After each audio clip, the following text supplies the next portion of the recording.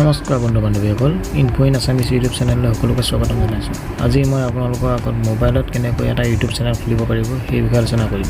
আহক পলম নকৰি ভিডিঅ'টো আৰম্ভ কৰোঁ। প্ৰথমে আপোনালোকৰ ফোনত থকা গুগল ফ'ল্ডাৰত যাব। গুগল ফ'ল্ডাৰত যোৱাৰ পিছত গুগল ক্ৰ'ম ব্ৰাউজাৰটো অ'পেন কৰিব।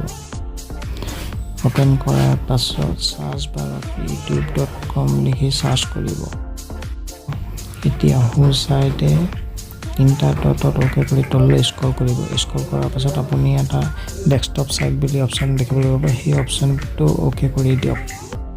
এতিয়া আপোনাৰ মোবাইলত ইউটিউবৰ পেজখন কম্পিউটাৰত ওলোৱা পেজখনৰ নিচিনাকৈ দেখিবলৈ পাব। এতিয়া চাইন ইনত অ'কে কৰক।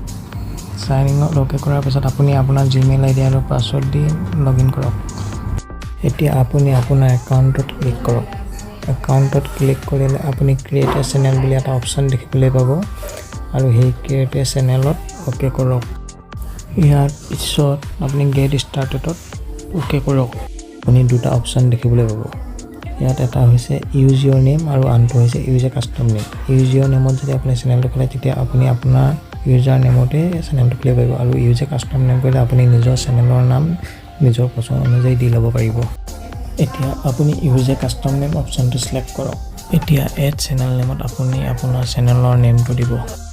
চেনেল নেমটো দিয়াৰ পিছত আপুনি চেনেল নেমৰ তলতে থকা স্কোৱাৰ বক্সটোত অ'কে কৰক।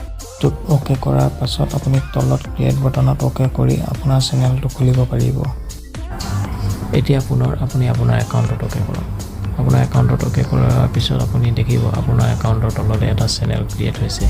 আপোনাৰ চেনেলটোত অ'কে কৰক।